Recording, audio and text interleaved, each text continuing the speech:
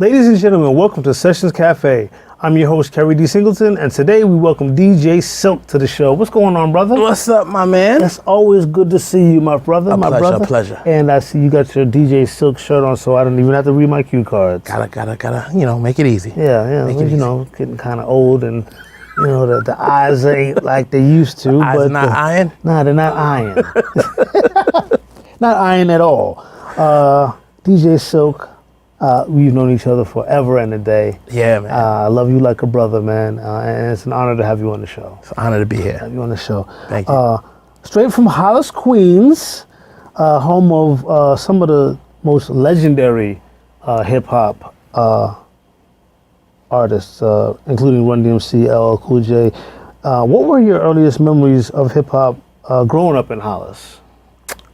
Just seeing Run DMC posting up on Hollis Ave. So we have this deli called Dolly's, legendary spot. Okay. And all three of them will come out with their boombox, post up, sign autographs, and play their music. No, wait a minute. Like this is before their first album came out or something? This is during the first album. It's wow. as soon as the first album dropped. Okay. They did it. Everybody knew them from then, but once the album dropped, they would post up and sign autographs and everything. So like a guerrilla campaign situation there? No, it's the 80s. This is right. This is I'm gonna get out. I'm gonna stand out there and get my clout. It was the best thing in the world. So how did they come together with Russell Simmons? Well, everybody knows that Run is Russell's little brother. Right. And Run brought D into the group, and then they needed the style. That was Jay. Jay had the style. He had the leather with the hat and everything like. So he's the one who kind of created the style for Run DMC. Oh, really? So the whole imagery. That's Jam Master Jay. Jam Master Jay. Dope. Okay. Oh, wow. And of course we all know that Jay, he was killed. Yes. What did that do to Hollis specifically? The fact that we lost him as a cultural icon, but I'm assuming that Hollis was like a big family. It hurt. It hurt the whole community. I'm not going to say Hollis. I'm going to say Queens. In a whole, it hurt the whole community. Jam Master Jay he helped out a lot of people. A lot of artists came out of Queens because of him. 50 Cent, Jam Master Jay, Onyx, Jam Master Jay had something to do with that. Right. Wow. So he had a lot of influence in hip hop, as far as a producer, as far as a DJ, as far as EPMD is concerned. Wow. DJ Scratch. Wow. Was not their original DJ until he found out, hey, EPMD needs another DJ. Jam Master Jay introduced them to Scratch. So, how did Jam Master Jay's presence influence DJ Sylk? Huge. He was a huge influence. Like, he went to school with my brother. My brother used to DJ, but as a stage DJ, that's who I modeled after. Like when you're looking, there's different type of DJs. You have radio DJs, you have club DJs, you have mixtape DJs, and then you have show DJs. Right. And a show DJ knows how to make sure that his artists are well taken care of. Okay. Making sure that when they're coming up on stage, that their cue points are on point. If you see your artist is slipping up, you know how to make sure you cover that up. And Jay was flawless. It was flawless. And he was big on making sure that his stage show and his stage presence was clean. So that's who I modeled myself around, as far as trying to make sure, like when I'm on stage and I'm handling stuff for, whether it be Shantae or Sweet Tea or Chubb Rock, that I'm making sure that my artist is well taken care of and I got them feeling comfortable on that stage. And again, as a seasoned show DJ, do you rehearse? This is a sidebar question. Do you rehearse with your rap partner? That's a good question. So it depends on who you're working with. Okay. Sweet Tea is big on rehearsals. Okay. So she will always ask me, hey, you know, are you ready to do a rehearsal? Can you come by? Can you do that? If I'm doing something with Shantae will say, hey, we got a show this day. I'll see you there. Roxanne Shantae, by the way, is who we're talking about. Yes. Let's be clear, the legendary Roxanne Shantae, yeah. So y'all just do it on the fly. Yeah, Shantae is the type of person where she knows what she's going to do, how she's going to do it. We can try. We can try and talk about, all right, we're going to go through the show. We're going to do this. This is going to be our opener. This is going to be our closer. This is what we're going to do in the middle. We're going to do the montage that way. And she'll say, okay, I got it. And then we get up on stage and she will go a totally different way. But it's about the professionalism. It's about being able to, the key is follow. Sometimes you got to know when to follow. Sometimes you got to know when to lead. Okay. So as the DJ, when you're up there, you know, hey, she wants to go another direction. She may not tell me, but I can feel it. I can hear it. She's going to say something that's going to cue me. And I just got to be ready for that. Okay, let's take it back a bit. How did you get involved in DJing first of all? All right, so what's your story? My brother, he's 11 years older than me. He was DJing way before I was, but I was big into it because I was big into music. Period. Right. I started music playing instruments. Oh wow, I didn't know that. Yeah. So wait a minute. No. What instruments did you play? Trumpet. Okay. Baritone horn, tuba, drums. Okay. So I read sheet music, treble clef, bass clef. So you a real musician? Yes. I've known you for almost 15 years and I didn't even know. You didn't know that? I didn't know that. My mother got me into it. I didn't want to do it in the beginning, and I was at the age of 9. Wow. So at the age of 9, I started that, and then by the summertime, after school was out, I got into DJing. Wow. And so what year would that have been? What time period would that have been? 88. Okay. 1988. So that would be what many people consider the golden age of hip hop. Yes. That's when hip hop really started to have an influence on the world. Period. Right. I know a lot of people say, and it's true, you know, hip hop started in the Bronx. I mean, there's some people that speculate hip hop started in Brooklyn. So there's a lot of things that are coming out, and as we peel back the surfaces. But if you want to look at where it was perfected and what took it to the next level, is people from Queens. Run DMC started taking it worldwide. Salt and Pepper. Right. But more so Run DMC.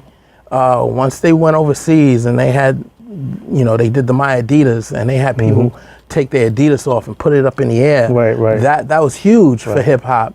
And as it got on, hip hop became a big influence on the world. And that's what, you know, like for me, it really took me to the next level and what I wanted to do. I know a lot of people seem to forget that originally the relationship between DJs and rappers was reversed. The DJ was the star of the show, and the rapper was kind of just a hype man for the DJ. Exactly. You know? So if you look at the names, it was DJ Jazzy Jeff and the Fresh Prince, right? Now everybody is saying Will Smith and DJ Jazzy Jeff. Right. Yeah. It's weird. I'm just going to ask, where did the name DJ Sylk come from? Because as long as we've known each other, if somebody put a gun in my head and said, what is DJ Sylk's real name? And you got 5 seconds to answer that, I might not be here. I might have to think about it. I know your real name. I know your government, but that's not, that's not what comes to mind immediately. So where did the name DJ Sylk come from? And don't worry, I'm not going to say your government. I know you're looking at me like, don't say it, but don't drop it. Don't drop it, Marcus. I'm just kidding, that ain't his name. But DJ Sylk, yeah. So in grade school, a good friend of mine, his name is Antonio. Okay. So Antonio and I used to go at it about as far as hip hop knowledge. Okay. And stuff like that. Not knowing that he was a MC. Okay. Him not knowing I was a DJ. Okay. So after a while, you know, constantly, you know, giving each other hip hop trivia and going through stuff, he finally started rhyming. Okay. And then I was a DJ. So here I am, like 12, 13 years old, 7th, 8th grade. I'm DJing for him. You know, he came over the house and he saw the setup, and I would play instrumentals and he would rap, and I would cut back and forth and keep the instrumentals going so he could rap. And we're recording all of this. Okay. So he played it for his brother, he played it for his mom, he played it for some of his friends. At the time, there was a guy who was supposed to be our manager named Mikey. And Mikey came by the house and said it. He was like, so now we gotta give him a name. And Antonio said, Sylk.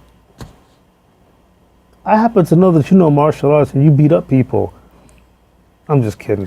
He does know martial arts though. I don't beat up people. How do you get Sylk? I mean, that's like calling me MC Tall. So it was because of the way I did my transitions. Okay. The transitions from song to song is smooth. Okay. At the time, I was really, really into scratching, so my cuts were very, very precise and very, pristine. So he was like, "That was smooth. Wow. It's smooth as silk." So we gotta go with that. He wanted to say Silk Scratch, and I was like, "No, we just leave it at Sylk." And he's the one. Antonio's the one that put the Y instead of the I. Okay. And why? He said it looks, for him, it was just a look. Okay. Yeah, it was just a look. Before we go into break, man, I gotta lead with one of the most significant parts of your career. One of the most significant parts of your career, as far as I'm concerned. How did you meet Roxanne Shante? Because you two are like this.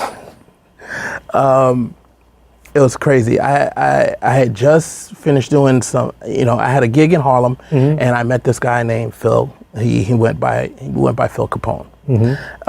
Phil was my manager for a little bit. We had a fallout, and he started managing Shante. Okay.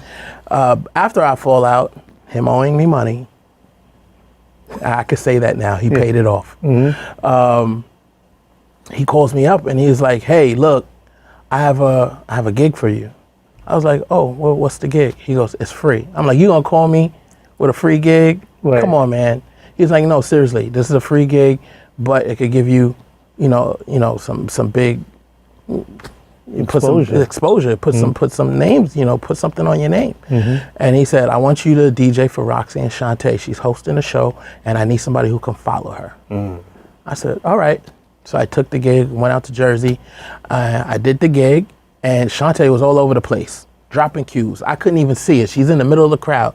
She'd say a cue, I drop it right on time. She move over this way, she drop a cue, I'm right on time. She's over there, she drop a cue, I'm right on time. And she couldn't believe it. So at the end of the gig, she said, "Hey, give me your Twitter." She hit me up on Twitter and said, "Hey, I want to call you and talk to you." And she asked me to be her DJ. Wow. Right from there. Yeah, we're going to definitely expand on that story when we come back after this.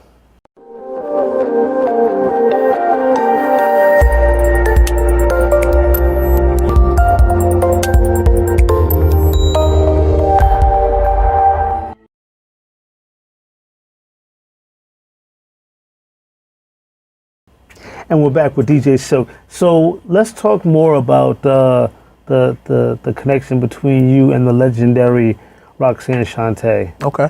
What do you want to know? So you meet her based on the fact that you two worked together at an event, and I guess she was impressed with the way you moved.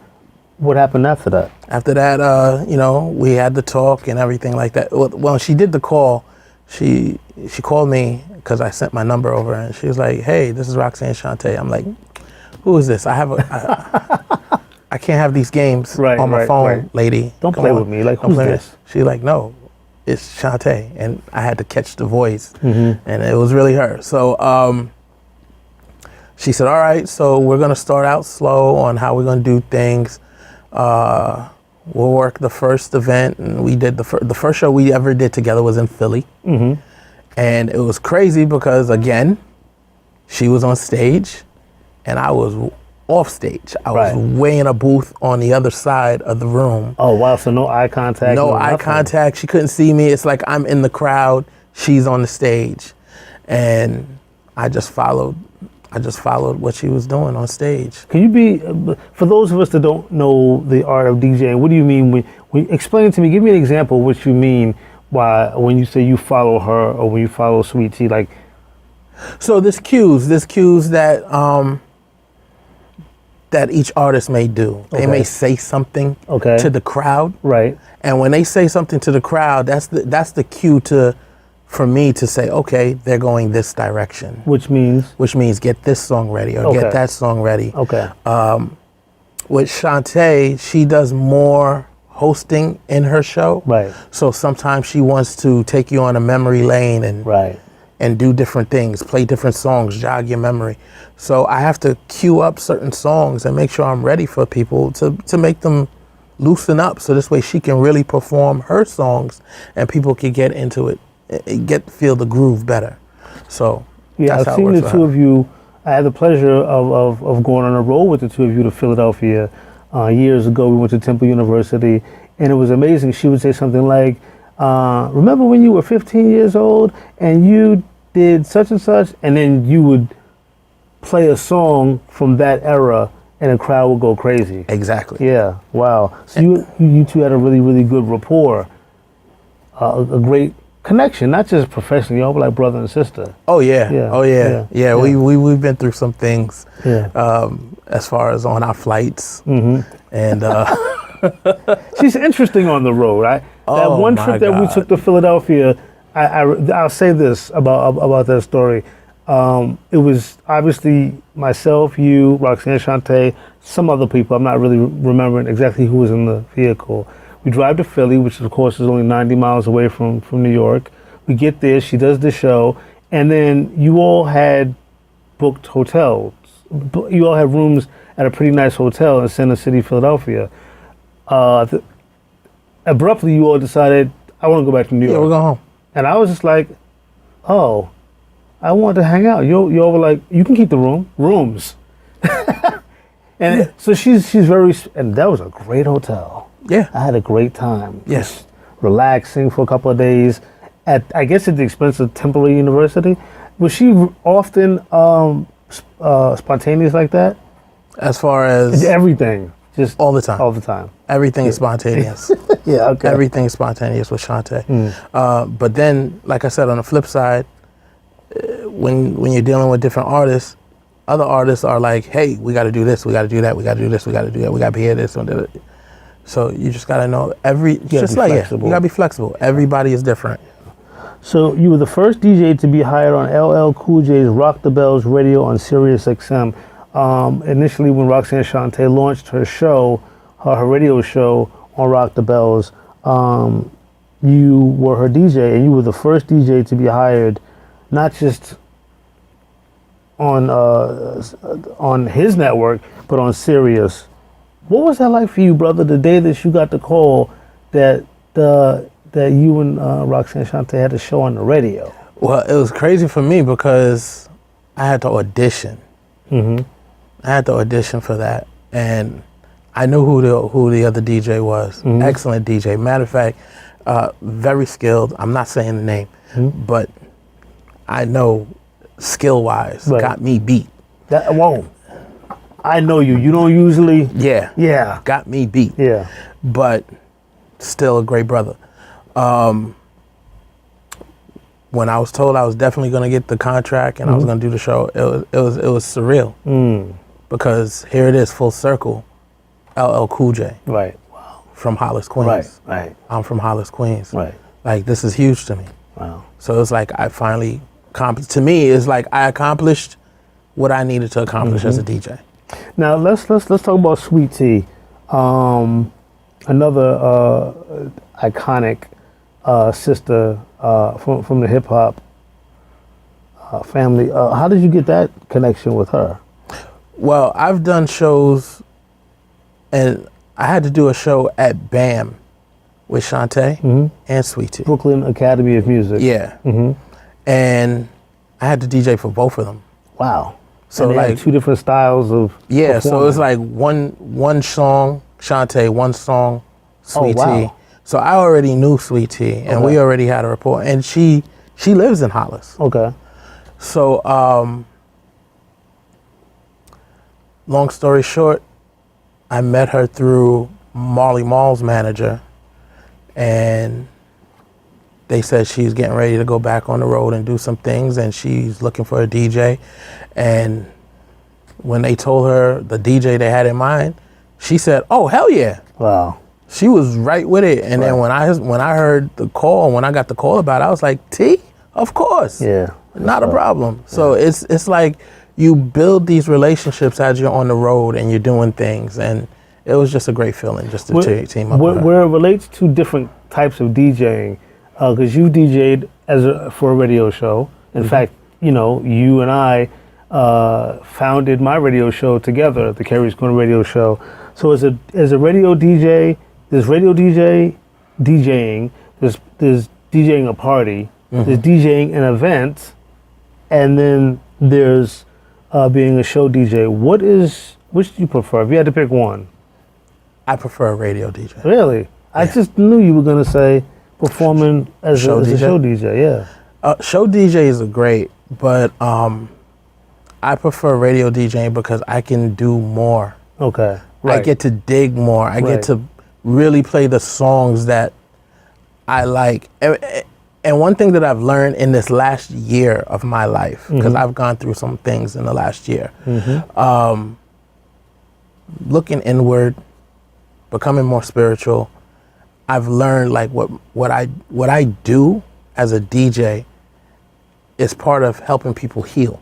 Right. So you have some people who are going through things and you don't even know what they're going through. But if I play the right song, it helps them. It helps them get through their moment, whatever it is that they're going through. It helps them get their clarity or their closure or their peace. Right. Whatever it is that I'm playing, it could get to them, it could touch them, and maybe open them up to say, hey, you know what? I don't need to sit here and keep, crying about the situation. I could get up and move on. Right. I just got the clarity that I needed off of a song. Oh, yeah. So I can't do that as a show DJ. I can't do that in the club. In the club, people just want to wild out. Right, they want to get lit. Right. So I have to play certain songs that's going to make people dance and go crazy and bug out. Right.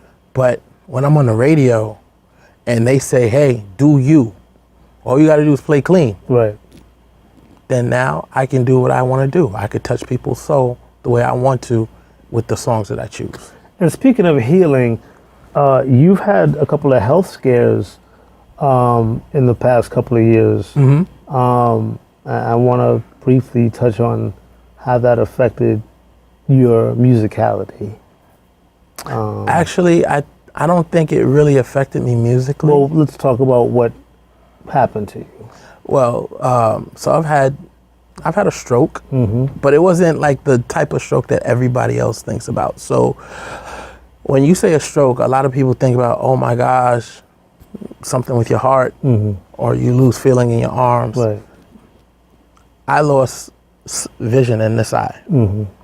So for me, it's been it's harder for me to deal with things. I can't see on my left side, so I gotta move a certain way. I carry myself a certain way. My son says, Dad, you still move like you always have. Yeah. But to me, it's just, I'm a little bit more cautious.